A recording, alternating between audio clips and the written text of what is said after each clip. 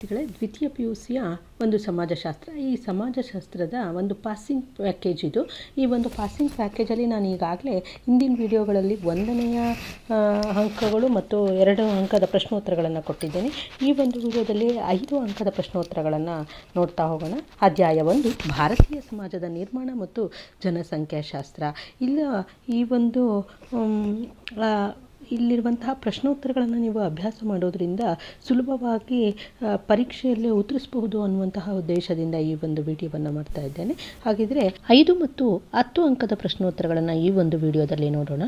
ಭಾರತದ ವೈವಿಧ್ಯತೆಯ ಸ್ವರೂಪವನ್ನು ವಿವರಿಸಿ ಅಂತ ಕೇಳಿದರೆ ನೋಡಿ, ಈ ಒಂದು ಪ್ರಶ್ನೆ 5 ಅಂಕಗಳಿಗೂ ಮತ್ತು 10 ಅಂಕಗಳಿಗೂ ಕೂಡ ಕೇಳಿರುವಂತಹದ್ದನ್ನು ನೋಡ್ಬೋದು. 5 ಅಂಕಗಳಿಗೆ ಕೊಟ್ಟಾಗ ಒಂದೊಂದು ಪಾಯಿಂಟನ್ನು 2 ಲೈನಲ್ಲಿ ಉತ್ತರಿಸಿದೆ ಸಾಕು. ಆದರೆ 10 ಅಂಕದ ಪ್ರಶ್ನೆಯನ್ನು ಬರೀಬೇಕಾದಾಗ ಒಂದೊಂದು ಪಾಯಿಂಟಿಗೆ 3ರಿಂದ 4 ಲೈನಷ್ಟು 4 ಅಥವಾ 5 ಲೈನಷ್ಟು ಉತ್ತರವನ್ನು ಬರಿತಾ ಹೋಗಬೇಕಾಗುತ್ತೆ. ಹಾಗಿದ್ರೆ ಇಲ್ಲಿ ನೋಡ್ತಾ ಹೋಗೋಣ.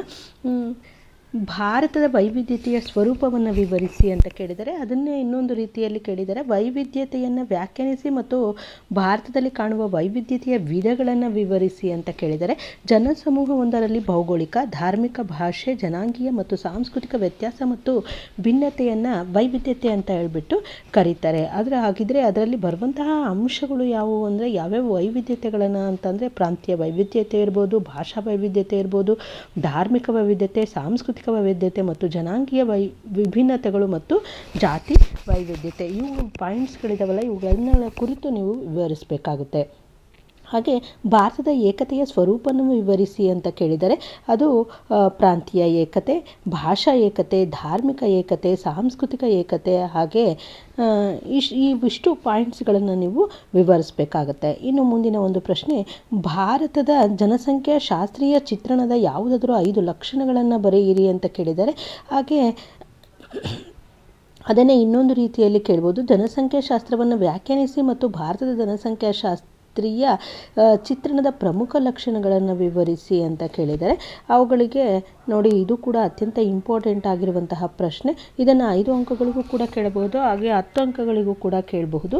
ಹಾಗೆ ಇಲ್ಲಿ ಜನಸಂಖ್ಯೆಯ ಗಾತ್ರ, ಜನನ, ಮರಣ, ವಲಸೆಯ ಪ್ರಕಾರ, ಸ್ತ್ರೀ ಪುರುಷರ ಸಂಖ್ಯೆ ಮತ್ತು ವಯೋರಚನೆಯನ್ನು ಕುರಿತು ಅಧ್ಯಯನ ಮಾಡುವ ಶಾಸ್ತ್ರಕ್ಕೆ ಜನಸಂಖ್ಯಾಶಾಸ್ತ್ರ ಅಥವಾ ಡೆಮೋಗ್ರಫಿ ಅಂತ ಹೇಳ್ಬಿಟ್ಟು ಕರೀತಾರೆ. ಹಾಗೆ ಭಾರತೀಯ ಜನಸಮೂಹದ ಗಾತ್ರ ಮತ್ತು ಬೆಳವಣಿಗೆ, ಭಾರತೀಯ ಜನಸಮೂಹದ ವಯೋರಚನೆ, ಭಾರತದಲ್ಲಿ ಇಳಿಮುಖವಾಗಿರುವಂತಹ ಲಿಂಗಾನುಪಾತ. ಇನ್ನು ಜನನ ಪ್ರಮಾಣ ಮತ್ತು ಮರಣ ಪ್ರಮಾಣ, ಭಾರತೀಯ ಜನಸಮೂಹದಲ್ಲಿ ಹೆಚ್ಚುತ್ತಿರುವಂತಹ ಸಾಕ್ಷರತಾ ಪ್ರಮಾಣ, ಹಾಗೆ ಹೆಚ್ಚುತ್ತಿರುವಂತಹ ಗ್ರಾಮೀಣ ನಗರ ವ್ಯತ್ಯಾಸಗಳು, ಇವುಗಳನ್ನು ಕುರಿತು ವಿವರಿಸಬೇಕಾಗತ್ತೆ. ಇನ್ನು ರಾಷ್ಟ್ರೀಯ ಭಾವೈಕ್ಯತೆಯ ಸವಾಲುಗಳನ್ನು ಸಂಕ್ಷಿಪ್ತವಾಗಿ ವಿವರಿಸಿ ಅಂತ ಕೇಳಿದರೆ, ನೋಡಿ, ಈ ಒಂದು ಪ್ರಶ್ನೆ 10 ಅಂಕಗಳಿಗೆ ಕೇಳ್ತಾರೆ. ಈ ಒಂದು ಪ್ರಶ್ನೆ ಬಹಳಷ್ಟು ಬಾರಿ ರಿಪೀಟ್ ಆಗಿರೋದ್ರಿಂದ ನೀವು ಇದನ್ನು ತಪ್ಪಿಸದೆ ಅಭ್ಯಾಸ ಮಾಡಿದರೆ ನಿಜವಾಗಿಯೂ 10 ಅಂಕಗಳನ್ನು ಸುಲಭವಾಗಿ ಪಡಿಬಹುದು. ಬೆಂಜಮಿನ್ ಅವರ ಪ್ರಕಾರ ಒಂದು ಸಾಮಾನ್ಯ ಅನನ್ಯತೆಯೊಂದಿಗೆ ದೇಶವೊಂದರ ಸಮಸ್ತ ಜನತೆ ಒಂದುಗೂಡುವುದನ್ನು ರಾಷ್ಟ್ರೀಯ ಭಾವೈಕ್ಯತೆ ಅಂತ ಹೇಳ್ಬಿಟ್ಟು ಕರೀತಾರೆ. ಹಾಗೆ ಕೋಮುವಾದ, ಭಾಷಾವಾದ, ಉಗ್ರವಾದ, ಭಯೋತ್ಪಾದನೆ, ಪ್ರಾಂತೀಯವಾದದ ಪರಿಣಾಮಗಳು, ಪ್ರತ್ಯೇಕ ರಾಜ್ಯಕ್ಕಾಗಿ ಬೇಡಿಕೆ, ಪ್ರತ್ಯೇಕ ರಾಷ್ಟ್ರಕ್ಕಾಗಿ ಬೇಡಿಕೆ, ಪೂರ್ಣ ಪ್ರಮಾಣದ ರಾಜ್ಯಕ್ಕಾಗಿ ಬೇಡಿಕೆ, ಅಂತರ್ರಾಜ್ಯ ವಿವಾದಗಳು, ಹಾಗೆ ರಾಷ್ಟ್ರೀಯ ಭಾವೈಕ್ಯತೆಯನ್ನು ಬಲಪಡಿಸಲು ಡಾಕ್ಟರ್ ಸಂಪೂರ್ಣಾನಂದ ಸಮಿತಿ ನೀಡಿರುವಂತಹ ಸಲಹೆಗಳನ್ನು ತಿಳಿಸಿ ಅಂತ ಕೇಳಿದರೆ, ಇದು 5 ಅಂಕದ ಪ್ರಶ್ನೆಯಾಗಿದೆ. ಹೀಗೆ ರಾಷ್ಟ್ರೀಯ ಭಾವೈಕ್ಯತೆಯನ್ನು ಸಾಧಿಸಬೇಕಾದಂತಹ ಮಹತ್ವವನ್ನು ಅರಿತ ಕೇಂದ್ರ ಸರ್ಕಾರ, ಕೇಂದ್ರ ಶಿಕ್ಷಣ ಸಚಿವಾಲಯವು 1961ರಲ್ಲಿ ಡಾಕ್ಟರ್ ಸಂಪೂರ್ಣಾನಂದರ ಅಧ್ಯಕ್ಷತೆಯಲ್ಲಿ ರಾಷ್ಟ್ರೀಯ ಭಾವೈಕ್ಯತಾ ಸಮಿತಿಯನ್ನು ರಚಿಸುತ್ತದೆ. ಅದು ರಾಷ್ಟ್ರೀಯ ಭಾವೈಕ್ಯತೆಯನ್ನು ಬಲಪಡಿಸಲು ಕೆಲವು ಸಲಹೆಗಳನ್ನು ಕೂಡ ನೀಡ್ತದೆ. ಅವು ಕೆಳಗಿನಂತಿವೆ. ಅದು ಪ್ರಾಥಮಿಕ, ಮಾಧ್ಯಮಿಕ, ಕಾಲೇಜು ಮತ್ತು ವಿಶ್ವವಿದ್ಯಾನಿಲಯದ ಹಂತಗಳಲ್ಲಿ ಪಠ್ಯಕ್ರಮವನ್ನು ಧರ್ಮ ನಿರಪೇಕ್ಷವಾಗಿ ರಚಿಸುವಂತಹದ್ದು. ಹಾಗೆ ಔಪಚಾರಿಕ ಶಿಕ್ಷಣದ ಜೊತೆಗೆ ರಾಷ್ಟ್ರೀಯ ಭಾವೈಕ್ಯತೆಯನ್ನು ಪ್ರೇರೇಪಿಸುವಂತಹ ಸಹಪಠ್ಯ ಚಟುವಟಿಕೆಗಳಿಗೆ ಪ್ರೋತ್ಸಾಹವನ್ನು ನೀಡುವುದು, ಪಠ್ಯಪುಸ್ತಕಗಳಲ್ಲಿ ಸುಧಾರಣೆಯನ್ನು ತರುವುದರಿಂದ ವಿದ್ಯಾರ್ಥಿಗಳಲ್ಲಿ ನಿಜವಾದ ರಾಷ್ಟ್ರೀಯ ದೃಷ್ಟಿಕೋನವನ್ನು ಬೆಳೆಸಬಹುದು. ಹಾಗೆ ಸಾಮೂಹಿಕ ಪ್ರಾರ್ಥನೆ, ಸಾಮೂಹಿಕ ಸಭೆಗಳು, ಗೌರವಾನ್ವಿತ ನಾಯಕರಿಂದ ಉಪನ್ಯಾಸಗಳು ಮತ್ತು ಸಾಮುದಾಯಿಕ ಕಾರ್ಯಕ್ರಮಗಳನ್ನು ನಡೆಸುವುದರಿಂದ ಜನರನ್ನು ಹತ್ತಿರ ತರಲು ಸಾಧ್ಯವಾಗುತ್ತದೆ. ಹಾಗೆ ಶೈಕ್ಷಣಿಕ ಸಂಸ್ಥೆಗಳು, ಧಾರ್ಮಿಕ, ಸಾಂಸ್ಕೃತಿಕ ಸಂಘಗಳ ಮತ್ತು ಸಮೂಹ ಮಾಧ್ಯಮಗಳು ಸಾಂಸ್ಕೃತಿಕ ಶ್ರೀಮಂತಿಕೆ ಮತ್ತು ವೈವಿಧ್ಯತೆಯನ್ನು ಪ್ರೋತ್ಸಾಹಿಸಬೇಕು. ಹಾಗೆ ಮುಂದಿನದು ಡಾಕ್ಟರ್ BS ಗುಹಾನ್ರವರ ವರ್ಗೀಕರಿಸಿದಂತಹ ಜನಾಂಗೀಯ ಸಮೂಹಗಳನ್ನು ವಿವರಿಸಿ ಅಂತ ಕೇಳಿದ್ದಾರೆ. ಅದು ನೋಡಿ, ಈ ಒಂದು ಪ್ರಶ್ನೆ 3 ಬಾರಿ ರಿಪೀಟ್ ಆಗಿರುವಂತಹದ್ದನ್ನು ನೋಡಬಹುದು. ಡಾಕ್ಟರ್ BS ಗುಹಾ ಅವರು ಭಾರತೀಯ ಜನಸಮೂಹದಲ್ಲಿ 6 ಪ್ರಮುಖ ಜನಾಂಗೀಯ ಮೂಲಗಳನ್ನು ಗುರುತಿಸಿದ್ದಾರೆ. ಅದು ನಿಗ್ರಿಟೋ ಹಾಗೂ ಪ್ರೋಟೋ ಅಸ್ಟ್ರಾಲಾಯ್ಡ್, ಮೊಘಲಾಯ್ಡ್, ಹಾಗೆ ಪಾಲಿಯೋ ಮೊಘಲಾಯ್ಡ್ ಮತ್ತು ಟಿಬೆಟೋ ಮೊಘಲಾಯ್ಡ್ ಅನ್ನುವಂಥದ್ದನ್ನು, ಮೊಘಲಾಯ್ಡಲ್ಲಿ ಬರುವಂಥದ್ದು ಮೆಡಿಟೇರಿಯನ್ನರು, ಹಾಗೆ ಪಶ್ಚಿಮ ಬ್ರಾಕಿಸೆಫಾಲರು ಅನ್ನುವಂಥದ್ದು, ಅದರಲ್ಲಿ ಅಲ್ಟಾನಾಯ್ಡ್, ದಿನಾರಿಕ್, ಹಾಗೆ ಆರ್ಮೆನಾಯ್ಡ್ ಮತ್ತು ಅನ್ನುವಂತಹದ್ದು, ಹಾಗೆ ನಾರ್ಡಿಕ್ ಅನ್ನುವಂಥದ್ದು, ಇವೆಲ್ಲವುಗಳನ್ನು ಕುರಿತು ವಿವರಣೆಯನ್ನು ಕೊಡಬೇಕಾಗುತ್ತೆ. ಹಾಗೆ ಕರ್ನಾಟಕ ಜನಸಂಖ್ಯಾ ಚಿತ್ರಣದ ಸ್ವರೂಪವನ್ನು ವಿವರಿಸಿ ಅಂತ ಕೇಳಿದರೆ, ಕರ್ನಾಟಕದ ವಿಸ್ತೀರ್ಣ ಅದು 1,91,791 ಚದರ ಕಿಲೋಮೀಟರನ್ನು ಹೊಂದಿದೆ. ಇನ್ನು ಲಿಂಗಾನುಪಾತವನ್ನು ನೋಡಿದ್ರೆ ಆದರೆ 1,000 ಪುರುಷರಿಗೆ 973ರಷ್ಟು ಸ್ತ್ರೀಯರನ್ನು ಹೊಂದಿದೆ. ಹಾಗೆ 2011ರ ಜನಗಣತಿಯ ವರದಿಯ ಪ್ರಕಾರ ದೇಶದ ಒಟ್ಟು ಜನಸಂಖ್ಯೆಯಲ್ಲಿ ಕರ್ನಾಟಕದ ಜನಸಂಖ್ಯೆ 5.05% ಇರುವಂತಹದ್ದನ್ನು ನೋಡಬಹುದು. ಹಾಗೆ ಗ್ರಾಮೀಣ ನಗರ ಜನಸಂಖ್ಯೆ ಎಷ್ಟಿದೆ ಅಂದರೆ 61.33% ಜನರು ಗ್ರಾಮೀಣ ಪ್ರದೇಶದಲ್ಲಿ ವಾಸಿಸ್ತಾರೆ. 38.67% ಜನರು ನಗರವಾಸಿಗಳಾಗಿರ್ತಾರೆ. ಹಾಗೆ ಕರ್ನಾಟಕದ ಲಿಂಗಾನುಪಾತವನ್ನು ನೋಡೋದಾದರೆ ಉಡುಪಿ ಜಿಲ್ಲೆಯಲ್ಲಿ ಅತಿ ಹೆಚ್ಚು ಲಿಂಗಾನುಪಾತವನ್ನು ಹೊಂದಿದೆ ಜಿಲ್ಲೆಯಾಗಿದೆ. ಅದು 1,094 ಹೊಂದಿದ್ರೆ, ಬೆಂಗಳೂರು ಜಿಲ್ಲೆಯಲ್ಲಿ ಅತಿ ಕಡಿಮೆ ಲಿಂಗಾನುಪಾತವನ್ನು ಹೊಂದಿದ ಜಿಲ್ಲೆಯಾಗಿದೆ. ಅದು 916. ಹಾಗೆ ಕರ್ನಾಟಕದ ಜನಸಾಂದ್ರತೆ, ಬೆಂಗಳೂರು ನಗರ ಜಿಲ್ಲೆಯಲ್ಲಿ ಅತಿ ಹೆಚ್ಚು ಜನಸಾಂದ್ರತೆಯನ್ನು ಹೊಂದಿದ್ದು ಅದು 4,378ರಷ್ಟಿದ್ರೆ, ಅದೇ ಕೊಡಗು ಜಿಲ್ಲೆಯಲ್ಲಿ ಅತ್ಯಂತ ಕಡಿಮೆ 135 ಜನಸಾಂದ್ರತೆಯನ್ನು ಹೊಂದಿದೆ. ಇನ್ನು ಪರಿಶಿಷ್ಟ ಜಾತಿಯ ಜನಸಂಖ್ಯೆಯನ್ನು ನೋಡೋದಾದರೆ ಅತಿ ಹೆಚ್ಚು ಪರಿಶಿಷ್ಟ ಜಾತಿ ಜನರನ್ನು ಹೊಂದಿದ್ದ ಜಿಲ್ಲೆ ಅಂದರೆ ಅದು ಕೋಲಾರ ಜಿಲ್ಲೆ. ಅದು 30.32% ಇದೆ. ಹಾಗೆ ಅತಿ ಕಡಿಮೆ ಪರಿಶಿಷ್ಟ ಜಾತಿಯ ಜನರನ್ನು ಹೊಂದಿದಂತಹ ಜಿಲ್ಲೆ ಅಂದರೆ ಅದು ಉಡುಪಿ ಜಿಲ್ಲೆಯೇ 6.41%. ಹಾಗೂ ಪರಿಶಿಷ್ಟ ಪಂಗಡದ ಜನಸಂಖ್ಯೆಯನ್ನು ನೋಡೋದಾದರೆ ಅತಿ ಹೆಚ್ಚು ಪರಿಶಿಷ್ಟ ಪಂಗಡ ಜನರನ್ನು ಹೊಂದಿದಂತಹ ಜಿಲ್ಲೆ ಅಂದರೆ ಅದು ರಾಯಚೂರು ಜಿಲ್ಲೆ 19.9%. ಅತಿ ಕಡಿಮೆ ಪರಿಶಿಷ್ಟ ಪಂಗಡವನ್ನು ಹೊಂದಿದಂತಹ ಜಿಲ್ಲೆ ಅಂದರೆ ಅದು ಮಂಡ್ಯ ಜಿಲ್ಲೆ, 1.24%. ಕರ್ನಾಟಕದಲ್ಲಿ ಸಾಕ್ಷರತೆಯ ಪ್ರಮಾಣವನ್ನು ನೋಡೋದಾದರೆ ಅತಿ ಹೆಚ್ಚು ಸಾಕ್ಷರತೆಯ ಪ್ರಮಾಣ ಹೊಂದಿದಂತಹ ದಕ್ಷಿಣ ಕನ್ನಡ 88.57%. ಅತಿ ಕಡಿಮೆ ಸಾಕ್ಷರತಾ ಪ್ರಮಾಣ ಹೊಂದಿದಂತಹ ಜಿಲ್ಲೆ ಅಂದರೆ ಯಾದಗಿರಿ, ಅದು 15.83% ಇದೆ. ಇವೆಲ್ಲವುಗಳನ್ನು ಕುರಿತು ನೀವು ವಿವರಣೆಯನ್ನು ಕೊಡಬೇಕಾಗುತ್ತೆ. 5 ಅಂಕದ ಪ್ರಶ್ನೆಗಾದರೆ ಇಷ್ಟು ಬರೆದ್ರೆ ಸಾಕಾಗುತ್ತೆ. ಆದರೆ 10 ಅಂಕದ ಪ್ರಶ್ನೆಗಾದರೆ ಇದರ ಒಂದು ವಿವರಣೆಯನ್ನು ಕೂಡ ಬರೀಬೇಕಾಗುತ್ತೆ. ಅಧ್ಯಾಯಕ್ಕೆ ಸಂಬಂಧಿಸಿದಂತೆ ಕೇಳಬಹುದಾದಂತಹ 5 ಮತ್ತು 10 ಅಂಕದ ಪ್ರಶ್ನೋತ್ತರಗಳನ್ನು ನೋಡೋಣ. ಈ ಒಂದು ಅಧ್ಯಾಯ ಸಾಮಾಜಿಕ ಅಸಮಾನತೆ, ಹೊರಗುಳುವಿಕೆ ಮತ್ತು ಒಳಗೊಳ್ಳುವಿಕೆ ಅನ್ನುವಂತಹದ್ದು. 5 ಅಂಕದ ಪ್ರಶ್ನೋತ್ತರಗಳು. ಬುಡಕಟ್ಟು ಪಂಚಶೀಲವನ್ನು ವಿವರಿಸಿ ಅಂತ ಕೇಳಿದರೆ, ನೋಡು ಈ ಒಂದು ಪ್ರಶ್ನೆಯನ್ನು 5 ಬಾರಿ ರಿಪೀಟ್ ಆಗಿರುವಂತಹದ್ದನ್ನು ನೋಡ್ಬೋದು. ಜವಾಹರ್ಲಾಲ್ ನೆಹರು ಅವರು ಬೆರಿಯರ್ ಎಲ್ವಿನ್ ಅವರ ದಿ ಫಿಲಾಸಫಿ ಆಫ್ ನೇಪಾ ಎಂಬ ಕೃತಿಗೆ ಬರೆದಂತಹ ಮುನ್ನುಡಿಯಲ್ಲಿ ಐಕ್ಯತೆಯ ನೀತಿಯ 5 ಮೂಲತತ್ವಗಳನ್ನು ಸೂಚಿಸುತ್ತಾರೆ. ಅವುಗಳೆಂದರೆ ಬುಡಕಟ್ಟು ಪಂಗಡಗಳು ತಮ್ಮದೇ ಆದಂತಹ ಸಾಮರ್ಥ್ಯದಿಂದ ಅಭಿವೃದ್ಧಿ ಹೊಂದಲು ಅವಕಾಶ ನೀಡ್ತವೆ. ಭೂಮಿ ಮತ್ತು ಅರಣ್ಯ ವಿಚಾರದಲ್ಲಿ ಬುಡಕಟ್ಟುಗಳ ಹಕ್ಕುಗಳನ್ನು ಕೂಡ ಗೌರವಿಸಬೇಕು. ಬುಡಕಟ್ಟು ಪ್ರದೇಶಗಳ ಅಭಿವೃದ್ಧಿಗೆ ಸಂಬಂಧಿಸಿದಂತೆ ಅವರಿಗೆ ತರಬೇತಿಯನ್ನು ನೀಡಿ ಅವ್ರದ್ದೇ ಆದಂತಹ ಒಂದು ತಂಡವನ್ನು ಕಟ್ಟಬೇಕು. ಏಕಕಾಲಕ್ಕೆ ಹಲವಾರು ಯೋಜನೆಗಳನ್ನು ಕೈಗೊಳ್ಳಬಾರ್ದು. ಬುಡಕಟ್ಟುಗಳ ಹಲವಾರು ಸಾಧನೆಗಳನ್ನು ಅವರ ವ್ಯಕ್ತಿತ್ವದ ಪ್ರಗತಿಯ ಆಧಾರದ ಮೇಲೆ ಗುರುತಿಸಬೇಕೇ ವಿನಃ ಖರ್ಚು ಮಾಡಿದ ಹಣದಿಂದ ಅಲ್ಲ ಅಂತ ಹೇಳ್ತಾರೆ. ಹಾಗೆ ಮಂಡಲ ಆಯೋಗದ ಪ್ರಕಾರ ಹಿಂದುಳಿದಿರುವಿಕೆಯ ಆಧಾರಾಂಶಗಳನ್ನು ತಿಳಿಸಿ ಅಂತ ಕೇಳಿದರೆ, ಅದು ಭಾರತ ಸರ್ಕಾರ 1979ರಲ್ಲಿ BP ಮಂಡಲ ಅವರ ಅಧ್ಯಕ್ಷತೆಯಲ್ಲಿ ಭಾರತದ 2ನೇ ಹಿಂದುಳಿದ ವರ್ಗಗಳ ಆಯೋಗಗಳನ್ನು ನೇಮಿಸಿತು. ಇದು 11 ಮಾನದಂಡಗಳನ್ನು ಗುರುತಿಸಿ 3 ಪ್ರವರ್ಗಗಳಲ್ಲಿ ಪಟ್ಟಿ ಮಾಡಿದೆ.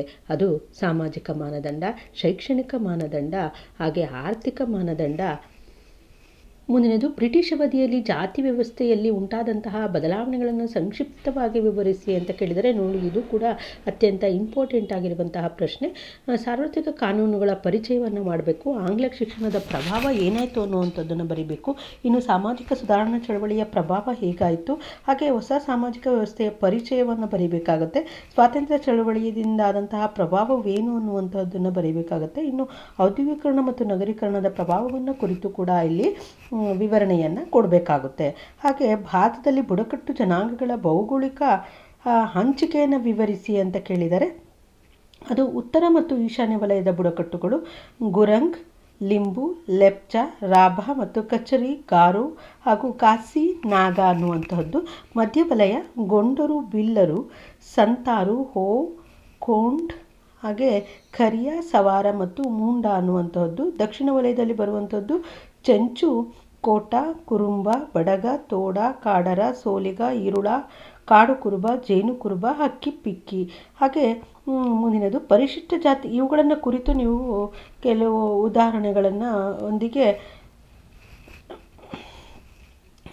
ಇವುಗಳನ್ನು ಕುರಿತು 2 ರಿಂದ 3 ಲೈನ್ನಷ್ಟು ಒಂದೊಂದು ಅಂಶವನ್ನು, ಬುಡಕಟ್ಟುಗಳನ್ನು ಕುರಿತು ವಿವರಣೆಯನ್ನು ಬರೀಬೇಕಾಗುತ್ತೆ. ಇನ್ನು ಪರಿಶಿಷ್ಟ ಜಾತಿಗಳ ದೌರ್ಬಲ್ಯಗಳು ಅಥವಾ ಸಮಸ್ಯೆಗಳನ್ನು ಚರ್ಚಿಸಿ ಅಂತ ಕೇಳಿದರೆ ಇದು 10 ಅಂಕಗಳಿಗೆ ಕೇಳಬಹುದಾದಂತಹ ಪ್ರಶ್ನೆ. ಸಾಮಾಜಿಕ ಸಮಸ್ಯೆಗಳು ಅಥವಾ ದೌರ್ಬಲ್ಯಗಳು, ಹಾಗೆ ಆರ್ಥಿಕ ಸಮಸ್ಯೆಗಳು ಮತ್ತು ಅದರ ದೌರ್ಬಲ್ಯಗಳು, ಧಾರ್ಮಿಕ ಸಮಸ್ಯೆಗಳು ಮತ್ತು ದೌರ್ಬಲ್ಯಗಳು, ಇವುಗಳನ್ನು ಕುರಿತು ವಿವರಣೆಯನ್ನು ಕೊಡಬೇಕಾಗುತ್ತೆ. ಇದು 10 ಅಂಕಗಳಿಗೆ ಕೇಳುವಂತಹ ಒಂದು ಪ್ರಶ್ನೆ. ಇನ್ನು ಇತರ ಹಿಂದುಳಿದ ವರ್ಗಗಳ ಸಮಸ್ಯೆಗಳನ್ನು ವಿವರಿಸಿ ಅಂತ ಇದೆ. ಅದು ಹಿಂದುಳಿದ ವರ್ಗಗಳು ಅನಿಶ್ಚಿತವಾದಂತಹ, ಅಮೂರ್ತವಾದ ಮತ್ತು ಅಸಂಘಟಿತವಾದಂತಹ ಸಮೂಹವಾಗಿದೆ. ಆರ್ಥಿಕವಾಗಿ ಹಿಂದುಳಿದಿರುವಿಕೆ, ಶೈಕ್ಷಣಿಕ ಹಾಗೂ ಸಾಮಾಜಿಕ ಹಿಂದುಳಿದಿರುವಿಕೆ, ರಾಜಕೀಯವಾಗಿ ಅಸಂಘಟಿತರು ಅನ್ನುವಂಥದ್ದು, ಇವುಗಳನ್ನು ಕುರಿತು ವಿವರಿಸಬೇಕಾಗುತ್ತೆ. ಇನ್ನು ಪ್ರಬಲ ಜಾತಿಯ ಸ್ವರೂಪವನ್ನು ಸಂಕ್ಷಿಪ್ತವಾಗಿ ವಿವರಿಸಿ ಅಂತ ಕೇಳಿದರೆ ಪ್ರಾಬಲ್ಯದ ನಿರ್ಧಾರಕಗಳು, ಪ್ರಾಬಲ್ಯದ ಹಂಚಿಕೆ. ಪ್ರಾಬಲ್ಯವು ಸಂಪೂರ್ಣವಾಗಿ ಸ್ಥಳೀಯವಲ್ಲ. ಜಾತಿಯ ಪ್ರಾಬಲ್ಯವನ್ನು ಪ್ರಭಾವಿಸುತ್ತಿರುವಂತಹ ಹೊಸ ಅಂಶಗಳು, ರಾಜ್ಯ ಮಟ್ಟದಲ್ಲಿ ಪ್ರಬಲ ಜಾತಿಗಳು, ಇವುಗಳನ್ನು ಕುರಿತು ವಿವರಣೆಯನ್ನು ಬರೀಬೇಕು. ಇನ್ನು ಬುಡಕಟ್ಟು ಕಲ್ಯಾಣದ 3 ದೃಷ್ಟಿಕೋನಗಳನ್ನು ವಿವರಿಸಿ ಅಂತ ಕೇಳಿದರೆ ಪ್ರತ್ಯೇಕತೆಯ ನೀತಿ, ಸ್ವಾಂಗೀಕರಣದ ನೀತಿ, ಐಕ್ಯತೆಯ ನೀತಿ, ಇವುಗಳನ್ನು ಕೂಡ ವಿವರಿಸಬೇಕು. ಇಷ್ಟು 5. ಹಾಗೆ ಈ ಮಧ್ಯದಲ್ಲಿಯೂ ಕೂಡ 10 ಅಂಕದ ಪ್ರಶ್ನೆಗಳನ್ನು ಬಂದಿತ್ತು, ಅದನ್ನು ಕೂಡ ಅಭ್ಯಾಸ ಮಾಡಬೇಕಾಗುತ್ತೆ. ಇಲ್ಲಿ ಮತ್ತೆ 10 ಅಂಕದ ಪ್ರಶ್ನೆಗಳನ್ನು ನೋಡೋಣ. ಜಾತಿ ಪದ್ಧತಿಯನ್ನು ವ್ಯಾಖ್ಯಾನಿಸಿ ಮತ್ತು ಅದರ ಲಕ್ಷಣಗಳನ್ನು ವಿವರಿಸಿ. ಇದು ವೆರಿ ಇಂಪಾರ್ಟೆಂಟ್ ಆಗಿರುವಂತಹ ಪ್ರಶ್ನೆ. ಹರ್ಬರ್ಟ್ ರಿಸ್ಲೆ ಪ್ರಕಾರ ಜಾತಿಯು ಸಾಮಾನ್ಯ ಹೆಸರು, ಪುರಾಣ, ಪುರುಷನೊಬ್ಬನ ಮೂಲವುಳ್ಳ ವಂಶಾವಳಿಯ ಆಧಾರ, ಒಂದೇ ವೃತ್ತಿಯನ್ನು ಕೈಗೊಳ್ಳುವಂತಹ ಏಕರೂಪಿ ಸಮುದಾಯವಾಗಿದೆ. ಜಾತಿಯು ಹೆಚ್ಚು ಕಡಿಮೆ ನಿಗದಿತ ಧಾರ್ಮಿಕ ಅಂತಸ್ತು ಮತ್ತು ಅದಕ್ಕೆ ಸಂಬಂಧಿಸಿದಂತಹ ಸಾಂಪ್ರದಾಯಿಕ ವೃತ್ತಿಯನ್ನು ಹೊಂದಿದಂತಹ ಒಳ ಬಾಂಧವ್ಯದ ಘಟಕವಾಗಿದೆ. ಇನ್ನು ಜಾತಿಯ ಲಕ್ಷಣಗಳು, ಜಾತಿಯು ಸಮಾಜದ ಹೋಳಾದ ಭಾಗವಾಗಿದೆ, ಶ್ರೇಣೀಕೃತವಾದಂಥದ್ದು, ಆಹಾರ ಮತ್ತು ಸಾಮಾಜಿಕ ಸಂಸರ್ಗಗಳಿಗೆ ಸಂಬಂಧಿಸಿದಂತಹ ನಿರ್ಬಂಧಗಳು, ನಾಗರಿಕ ಮತ್ತು ಧಾರ್ಮಿಕ ಅನರ್ಹತೆಗಳು ಮತ್ತು ವಿವಿಧ ವರ್ಗದವರಿಗಿದ್ದಂತಹ ಸೌಲಭ್ಯಗಳು, ವೃತ್ತಿ ಸಂಬಂಧಿತ ನಿರ್ಬಂಧಗಳು ಮತ್ತು ವೈವಾಹಿಕ ನಿರ್ಬಂಧಗಳು, ಇವೆಲ್ಲವುಗಳನ್ನು ಕುರಿತು ನೀವು ವಿವರಣೆಯನ್ನು, ಇಷ್ಟು ಪಾಯಿಂಟ್ಗಳನ್ನು 6 ಪಾಯಿಂಟ್ಗಳನ್ನು ವಿವರಣೆಯನ್ನು ಬರೆದರೆ ನಿಮಗೆ 10 ಅಂಕಗಳು ಸುಲಭವಾಗಿ ಪಡಿಬಹುದು. ಇನ್ನು ಸ್ವಾತಂತ್ರ್ಯ ನಂತರದ ಭಾರತದಲ್ಲಿ ಜಾತಿಯಲ್ಲಾದಂತಹ ಬದಲಾವಣೆಗಳನ್ನು ವಿವರಿಸಿ ಅಂತ ಕೇಳಿದರೆ ಅದು ಜಾತಿಯಲ್ಲಾದಂತಹ ಬದಲಾವಣೆಯನ್ನು 2 ರೀತಿಯಲ್ಲಿ ವಿಶ್ಲೇಷಿಸಬಹುದು. ಒಂದು, ಜಾತಿ ವ್ಯವಸ್ಥೆಯ ಕಾರ್ಯದಲ್ಲಾದಂತಹ ಬದಲಾವಣೆಗಳು. ವೃತ್ತಿ ಆಯ್ಕೆಗಳು ಮುಕ್ತವಾಗಿದೆ, ಜಾತಿ ಪಂಚಾಯಿತಿಗಳು ನಶಿಸಿವೆ, ಸಹಭೋಜನದ ನಿರ್ಬಂಧಗಳು ಸಡಿಲಗೊಂಡಿವೆ. ಹಾಗೆ ಜಾತಿಯು ದೈವ ಸೃಷ್ಟಿ ಎಂಬ ನಂಬಿಕೆಯನ್ನು ನಶಿಸಿದೆ. ಹಾಗೆ ವೃತ್ತಿಯ ಆಯ್ಕೆಗಳು ಮುಕ್ತವಾಗಿದೆ. ಜಾತಿ ವ್ಯವಸ್ಥೆಯ ಪಾತ್ರಲಾದಂಥ ಬದಲಾವಣೆಗಳು ಯಾವುವು ಅಂದರೆ ಜಾತಿ ಆಧಾರಿತ ಚುನಾವಣೆ, ಹೆಚ್ಚುತ್ತಿರುವಂತಹ ಜಾತಿಯ ಪ್ರಜ್ಞೆ ಮತ್ತು ಜಾತಿ ಸಂಘಟನೆಗಳು, ಆಧುನಿಕ ಸಂಪರ್ಕ ಹಾಗೂ ಸಂವಹನ ಮಾಧ್ಯಮಗಳ ಪ್ರಭಾವ, ಹಾಗೆ ಆಧುನಿಕ ಶಿಕ್ಷಣದ ಪ್ರಭಾವ, ಇವುಗಳನ್ನು ಕುರಿತು ವಿವರಣೆಯನ್ನು ಬರೀಬೇಕಾಗುತ್ತೆ. ಹಾಗೆ ಕರ್ನಾಟಕದಲ್ಲಿ ಹಿಂದುಳಿದ ವರ್ಗಗಳ ಆಯೋಗಗಳ ಬಗ್ಗೆ ವಿವರಣೆಯನ್ನು ಬರೆಯಿರಿ ಅಂತ ಕೇಳಿದರೆ ಇವು 10 ಅಂಕದ ಪ್ರಶ್ನೆಗಳಾಗಿದೆ. ಕರ್ನಾಟಕದಲ್ಲಿ ಹಿಂದುಳಿದಂತಹ ವರ್ಗಗಳ ಚಳುವಳಿಯು ಅವಕಾಶ ವಂಚಿತ ಸಮೂಹಗಳು ತಮ್ಮ ಸಾಮರ್ಥ್ಯವನ್ನು ಹೆಚ್ಚಿಸಿಕೊಂಡು ದೇಶದ ಆರ್ಥಿಕ ಅಭಿವೃದ್ಧಿಗೆ ತಮ್ಮ ಕೊಡುಗೆಯನ್ನು ನೀಡುವಂತಹ ಪ್ರಯತ್ನವಾಗಿದೆ. ಈ ನಿಟ್ಟಿನಲ್ಲಿ ಸರ್ಕಾರವು ಕೆಲವೊಂದು ಆಯೋಗಗಳನ್ನು ನೇಮಿಸಿಕೊಂಡಿದೆ. ಅವು ನಾಗನಗೌಡ ಆಯೋಗ 1960ರಲ್ಲಿ ಆಗುತ್ತೆ. ಹಾಗೆ LG ಆವನೂರು ಆಯೋಗ 1972, ವೆಂಕಟಸ್ವಾಮಿ ಆಯೋಗ 1983, ಚಿನ್ನಪ್ಪ ರೆಡ್ಡಿ ಆಯೋಗ 1990. ಇನ್ನು ಪರಿಶಿಷ್ಟ ಪಂಗಡಗಳ ಸಮಸ್ಯೆಗಳನ್ನು ವಿವರಿಸಿ ಅಂತ ಕೇಳಿದರೆ ಅದು ಭೌಗೋಳಿಕ ಪ್ರತ್ಯೇಕತೆ, ಸಾಂಸ್ಕೃತಿಕ ಸಮಸ್ಯೆಗಳು ಮತ್ತು ಸಾಮಾಜಿಕ ಸಮಸ್ಯೆಗಳು. ಈ ಎಲ್ಲ ಅಂಶಗಳನ್ನು ಕುರಿತು ವಿವರಣೆಯನ್ನು ಬರೀಬೇಕಾಗುತ್ತೆ. ಇನ್ನು 3ನೆಯ ಅಧ್ಯಾಯ ಒಳಗೊಳ್ಳುವಿಕೆಯ ಕಾರ್ಯತಂತ್ರ ಅನ್ನುವಂಥದ್ದು. ಈ ಒಂದು ಅಧ್ಯಾಯಕ್ಕೆ ಸಂಬಂಧಿಸಿದಂತಹ 5 ಅಂಕದ ಪ್ರಶ್ನೋತ್ತರಗಳನ್ನು ನೋಡೋಣ. ಮಹಿಳಾ ಸಬಲೀಕರಣದ ಕಾರ್ಯತಂತ್ರಗಳನ್ನು ವಿವರಿಸಿ ಅಂತ ಕೇಳಿದರೆ ನೋಡಿ, ಈ ಒಂದು ಪ್ರಶ್ನೆ ಬಹಳಷ್ಟು ವರ್ಷ ರಿಪೀಟ್ ಆಗಿರೋದ್ರಿಂದ ನೀವು ಈ ಪ್ರಶ್ನೆಗೆ ಹೆಚ್ಚಿನ ಮಹತ್ವವನ್ನು ಕೊಟ್ಟು ಅಭ್ಯಾಸ ಮಾಡಬೇಕಾಗುತ್ತೆ. ಇದು 10 ಅಂಕದ ಪ್ರಶ್ನೆ.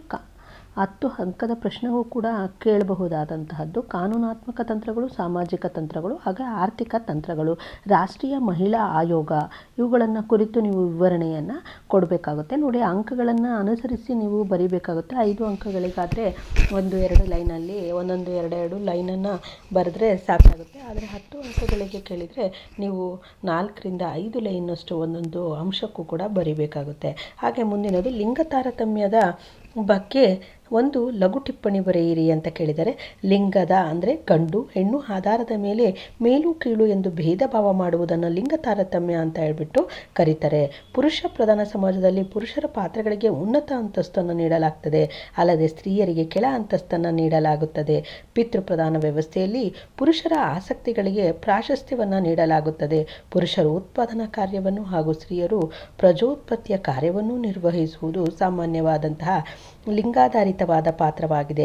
ವೇತನ ರಹಿತವಾದಂತಹ ಗೃಹ ಕೃತ್ಯವು ಹೊರಗೆ ದುಡಿದ ಕಾರ್ಯಕ್ಕಿಂತ ಕಡಿಮೆ ಎಂದು ಭಾವಿಸಲಾಗುತ್ತದೆ. ಸ್ತ್ರೀಯರು ದೈಹಿಕವಾಗಿ ಕಡಿಮೆ ಶಕ್ತಿಯುಳ್ಳವರೆಂಬ ಕಾರಣಕ್ಕೆ ಸಮಾಜ ಅವರ ಮೇಲೆ ಬಹಳಷ್ಟು ನಿರ್ಬಂಧ ನಿಷೇಧಗಳನ್ನು ವಿಧಿಸುತ್ತದೆ. ಸಮಾನತೆಯ ವರದಿಯ ಉದ್ದೇಶಗಳನ್ನು ವಿವರಿಸಿ ಅಂತ ಇದೆ. ಇದು ಅಥವಾ ಆ ರೀತಿಯಾಗಾದರೂ ಕೇಳ್ಬೋದು, ಅಥವಾ ಸಮಾನತೆಯತ್ತ ವರದಿ ಅಂತ ಕೇಳ್ತಾರೆ. ಅಂದರೆ 1947ರ ಬಗ್ಗೆ ಟಿಪ್ಪಣಿಯನ್ನು ಬರೆಯಿರಿ ಅಂತ ಕೇಳ್ಬೋದು.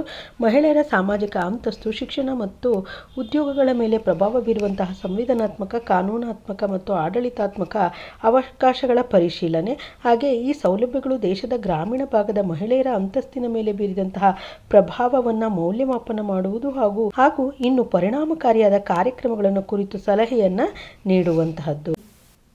ಶಿಕ್ಷಣ ಪದ್ಧತಿಯನ್ನು ಕುರಿತು ಅಭ್ಯಸಿಸುವುದು ಮತ್ತು ಕೆಲವು ಕ್ಷೇತ್ರಗಳಲ್ಲಿ ನಿಧಾನ ಪ್ರಗತಿಯ ಕಾರಣಗಳನ್ನು ಗುರುತಿಸಿ ಸೂಕ್ತ ಪರಿಹಾರ ಮತ್ತು ಸಲಹೆಗಳನ್ನು ನೀಡುವುದು. ಉದ್ಯೋಗ ಮತ್ತು ವೇತನದಲ್ಲಿ ತಾರತಮ್ಯವೂ ಸೇರಿದಂತೆ ದುಡಿಯುವಂತಹ ಮಹಿಳೆಯರ ಸಮಸ್ಯೆಗಳನ್ನು ಸಮೀಕ್ಷೆ ಮಾಡುವಂತಹದ್ದು. ಜನಸಂಖ್ಯಾ ನೀತಿಗಳು ಮತ್ತು ಕುಟುಂಬ ಯೋಜನಾ ಕಾರ್ಯಕ್ರಮಗಳು. ಮಹಿಳೆಯರ ಅಂತಸ್ತಿನ ಮೇಲೆ ಬೀರಿದ ಪ್ರಭಾವವನ್ನು ಕುರಿತಂತೆ ಪ್ರಕರಣಗಳ ಸಮೀಕ್ಷೆಯನ್ನು ಮಾಡುವಂತಹದ್ದು. ದೇಶ ನಿರ್ಮಾಣ ಕಾರ್ಯದಲ್ಲಿ ಮಹಿಳೆಯರು ಪೂರ್ಣ ಪ್ರಮಾಣದ ಪಾತ್ರವನ್ನು ನಿರ್ವಹಿಸಲು ಸಾಧ್ಯವಾಗುವಂತೆ ಮಾಡುವ ಇತರ ಯಾವುದೇ ಕಾರ್ಯಕ್ರಮಗಳನ್ನು ಸೂಚಿಸುವಂತಹದ್ದು. ಹಾಗೆ ಪರಿಶಿಷ್ಟ ಜಾತಿಗಳ ಕಲ್ಯಾಣಕ್ಕಾಗಿ ಅಭಿವೃದ್ಧಿ ಕಾರ್ಯಕ್ರಮಗಳನ್ನು ವಿವರಿಸಿ ಅಂತ ಕೇಳಿದರೆ ನೋಡಿ, ಈ ಒಂದು ಪ್ರಶ್ನೆ 4 ವರ್ಷ ರಿಪೀಟ್ ಆಗಿರುವಂಥದ್ದು, 4 ವರ್ಷ ರಿಪೀಟ್ ಆಗಿರುವಂಥದ್ದನ್ನು ನೋಡ್ಬೋದು. ಸೊ ಹೀಗಾಗಿ ಇದನ್ನು ಹೆಚ್ಚಿಗೆ ಅಭ್ಯಾಸ ಮಾಡಬೇಕಾಗುತ್ತೆ. ಪರಿಶಿಷ್ಟ ಜಾತಿಗಳು ಮತ್ತು ಬುಡಕಟ್ಟುಗಳು ಕಲ್ಯಾಣಕ್ಕಾಗಿ ರಾಷ್ಟ್ರೀಯ ಆಯೋಗದ ನೇಮಕ, ಶೈಕ್ಷಣಿಕ ಅವಕಾಶಗಳು, ಆರ್ಥಿಕ ಅವಕಾಶಗಳ ವಿಸ್ತರಣೆ, ಉದ್ಯೋಗ ಅವಕಾಶಗಳ ವಿಸ್ತರಣೆ ಮತ್ತು ಮೀಸಲಾತಿ, ಪಂಚವಾರ್ಷಿಕ ಯೋಜನೆಗಳ ಮೂಲಕ ಪರಿಶಿಷ್ಟ ಜಾತಿಗಳ ಕಲ್ಯಾಣ. ಯಾವ ರೀತಿಯಾಗಿ ಅಂದರೆ ವಿಶೇಷವಾದಂತಹ ಘಟಕ ಯೋಜನೆಯನ್ನು ಮಾಡುವಂಥದ್ದು, ವಿಶೇಷ ಕೇಂದ್ರದ ನೆರವು ನೀಡುವುದು, ಪರಿಶಿಷ್ಟ ಜಾತಿಗೆ ಅಭಿವೃದ್ಧಿ ನಿಗಮವನ್ನು ಕೈಗೊಳ್ಳುವಂತಹದ್ದು. ಇವುಗಳನ್ನು ಕುರಿತು ವಿವರಣೆಯನ್ನು ಬರೀಬೇಕಾಗುತ್ತೆ. ಅಂದಾಗ ಮಾತ್ರ 10 ಅಂಕಗಳು ನಿಮಗೆ ಕೊಡ್ತಾರೆ. ಹಾಗಿದ್ರೆ ಇನ್ನು ಮುಂದಿನದು 10 ಅಂಕದ ಪ್ರಶ್ನೋತ್ತರಗಳನ್ನು ನೋಡೋಣ.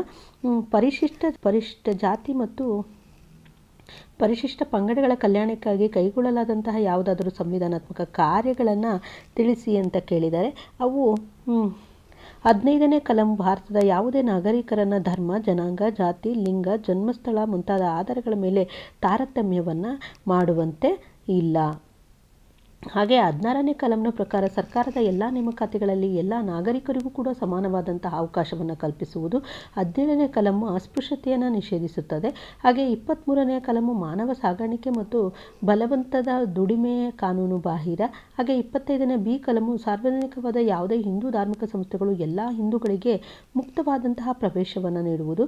ಇನ್ನು 29ನೇ ಕಲಂ ಹೇಳುತ್ತೆ, ಸಾಂಸ್ಕೃತಿಕ ಮತ್ತು ಭಾಷಾ ಅಲ್ಪಸಂಖ್ಯಾತರ ಸಮೂಹಗಳಿಗೆ ಅವರ ಭಾಷೆ ಮತ್ತು ಸಂಸ್ಕೃತಿಯನ್ನು ಸಂರಕ್ಷಣೆ ಆಲೋಚನೆ ಮಾಡಲು ಹಕ್ಕು ಇದೆ ಅಂತ ಹೇಳಿ. ಇನ್ನು 46ನೇ ಕಲಂ ಹೇಳುತ್ತೆ, ದುರ್ಬಲ ವರ್ಗಗಳ ಅದರಲ್ಲೂ ವಿಶೇಷವಾಗಿ ಪರಿಶಿಷ್ಟ ಹಿತಾಸಕ್ತಿಗಳನ್ನು ರಕ್ಷಿಸಲು ಸರ್ಕಾರವು ವಿಶೇಷ ಕಾಳಜಿಯನ್ನು ವಹಿಸಬೇಕು ಅಂತ. ಇನ್ನು 164ನೇ ಕಲಂ ಹೇಳುತ್ತೆ, ಪರಿಶಿಷ್ಟ ಜಾತಿಗಳು, ಬುಡಕಟ್ಟುಗಳು ಮತ್ತು ಹಿಂದುಳಿದ ವರ್ಗಗಳ ಕಲ್ಯಾಣಕ್ಕಾಗಿ ಪ್ರತ್ಯೇಕ ಸಚಿವಾಲಯವನ್ನು ಸ್ಥಾಪಿಸಲು ಅವಕಾಶವನ್ನು ನೀಡಬೇಕು ಅಂತ. ಹಾಗೆ 325ನೇ ಕಲಂ ಹೇಳುತ್ತೆ, ಎಲ್ಲ ಭಾರತೀಯ ನಾಗರಿಕರಿಗೂ ಕೂಡ ಮತದಾನದ ಹಕ್ಕನ್ನು ನೀಡಬೇಕು ಅಂತ. ಇನ್ನು 330, 332 ಮತ್ತು 334ನೇ ಕಲಂನ ಪ್ರಕಾರ ಲೋಕಸಭೆ ಮತ್ತು ವಿಧಾನಸಭೆಗಳಲ್ಲಿ ಪರಿಶಿಷ್ಟ ಜಾತಿಗಳು ಮತ್ತು ಪಂಗಡಗಳಿಗೆ ಸ್ಥಾನಮಾನದ ಮೀಸಲಾತಿಯನ್ನು ನೀಡಬೇಕು ಅಂತ. ಹಾಗೆ 335ನೇ ಕಲಂ ಹೇಳುತ್ತೆ, ಸೇವೆಗಳು ಹಾಗೂ ಉದ್ಯೋಗಗಳಲ್ಲಿ ಪರಿಶಿಷ್ಟ ಜಾತಿಗಳು ಹಾಗೂ ಪಂಗಡಗಳಿಗೆ ಅವಕಾಶವನ್ನು ನೀಡಬೇಕು ಅಂತ ಹೇಳಿ.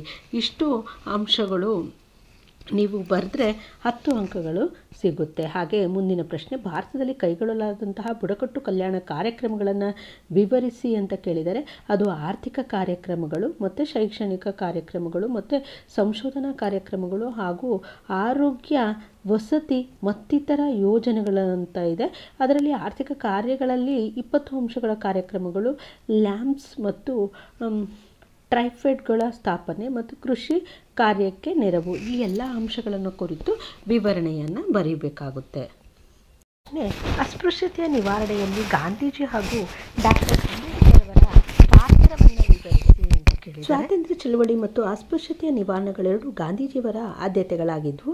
ಗಾಂಧೀಜಿಯವರು ಅಸ್ಪೃಶ್ಯತೆಯ ವಿರೋಧಿಯಾಗಿದ್ದರಲ್ಲದೆ ತಮ್ಮ ಕ್ರಿಯೆ ಮತ್ತು ಆಲೋಚನೆಗಳಲ್ಲಿಯೂ ಕೂಡ ಅವರು ಭಾಗಿಯಾಗುವಂತೆ ಮಾಡ್ತಾ ಇದ್ರು.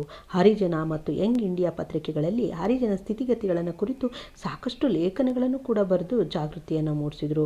ಅವರಿಗಾಗಿರುವಂತಹ ಅನ್ಯಾಯಕ್ಕೆ ಕಾನೂನಾತ್ಮಕ ಕ್ರಮಗಳ ಸಲಹೆಯನ್ನು ನೀಡ್ತಾ ಇದ್ರು. ತಾವೇ ಸ್ವತಃ ಶೌಚಾಲಯಗಳನ್ನು ಸ್ವಚ್ಛಗೊಳಿಸುವ ಮೂಲಕ ಆದರ್ಶಪ್ರಾಯರಾದರು. 1931ರಲ್ಲಿ ಅಸ್ತಿತ್ವಕ್ಕೆ ಬಂದಂತಹ ಹರಿಜನ ಸೇವಕ ಸಂಘ ಹರಿಜನ ವಿದ್ಯಾರ್ಥಿಗಳಿಗೆ ಆರ್ಥಿಕ ನೆರವು ಮತ್ತು ವಿದ್ಯಾರ್ಥಿ ವೇತನದ ಸೌಲಭ್ಯ ನೀಡಲಾರಂಭಿಸುತ್ತದೆ. ಸ್ತ್ರೀ ಶಿಕ್ಷಣಕ್ಕಾಗಿ ದೆಹಲಿಯಲ್ಲಿ ಕಸ್ತೂರಿಬಾ ಬಾಲಕಿ ಆಶ್ರಮ ಹಾಗೂ ಸಾಬರಮತಿಯಲ್ಲಿ ಹರಿಜನ ಬಾಲಿಕಾ ವಿದ್ಯಾಲಯಗಳನ್ನು ಕೂಡ ಪ್ರಾರಂಭಿಸಲಾಯಿತು. ಗಾಂಧೀಜಿಯವರು ಅಸ್ಪೃಶ್ಯರನ್ನು ಹರಿಜನರಂತ ಕೇಳಿಬಿಟ್ಟು ಕರೆದರು. ಡಾಕ್ಟರ್ BR ಅಂಬೇಡ್ಕರ್ ಅವರು ಅಸ್ಪೃಶ್ಯತೆಯ ವಿಮುಕ್ತಿಗಾಗಿ ಅವರು ಶ್ರಮಿಸ್ತಾರೆ. ಶಿಲ್ಪಿಗಳಾದಂತಹ ಅಂಬೇಡ್ಕರ್ ಅವರು ಸಂವಿಧಾನದಲ್ಲಿ ಹಲವಾರು ಕಲಂಗಳನ್ನು ಅಳವಡಿಕೆಯ ಮೂಲಕ ಅಸ್ಪೃಶ್ಯರ ಕಲ್ಯಾಣ ಕಾರ್ಯಕ್ರಮಗಳಿಗೆ ಕಾನೂನಾತ್ಮಕ ಸ್ವರೂಪವನ್ನು ಕೂಡ ನೀಡಿದರು. ಅಂಬೇಡ್ಕರ್ ಅವರು ಅಸ್ಪೃಶ್ಯರಿಗೆ ಸ್ವಘನತೆ, ಸ್ವಗೌರವ ಮತ್ತು ಆತ್ಮವಿಶ್ವಾಸಗಳನ್ನು ಕೂಡ ಅವರು ಮೂಡಿಸಲು ಪ್ರಯತ್ನಿಸ್ತಾರೆ. ಈ ಉದ್ದೇಶಕ್ಕಾಗಿಯೇ ಅವರು ಬಹಿಷ್ಕೃತ ಹಿತಕಾರಿಣಿ ಸಭಾ ಎಂಬ ಸಂಘಟನೆಯನ್ನು ಕೂಡ ಹುಟ್ಟುಹಾಕಿದ್ರು. ಅವರು ಚಾಲನೆಗೊಳಿಸಿದಂತಹ ಆಂದೋಲನವನ್ನು ಸ್ವಗೌರವ ಆಂದೋಲನ ಅಂತ ಹೇಳ್ಬಿಟ್ಟು ಕರಿತೇವೆ. ಸಮಾಜದಲ್ಲಿ ಗೌರವಾನ್ವಿತ ಸ್ಥಾನ ಪಡೆಯಲು ಅಸ್ಪೃಶ್ಯರು 5 ತತ್ವಗಳನ್ನು ಪಾಲಿಸಬೇಕು ಅಂತ ಹೇಳ್ಬಿಟ್ಟು ಅವರು ತಿಳಿಸ್ತಾರೆ. ಅದು ಸ್ವಸುಧಾರಣೆ, ಸ್ವಾವಲಂಬನೆ, ಸ್ವಗೌರವ, ಆತ್ಮವಿಶ್ವಾಸ ಮತ್ತು ಸ್ವಪ್ರಗತಿ.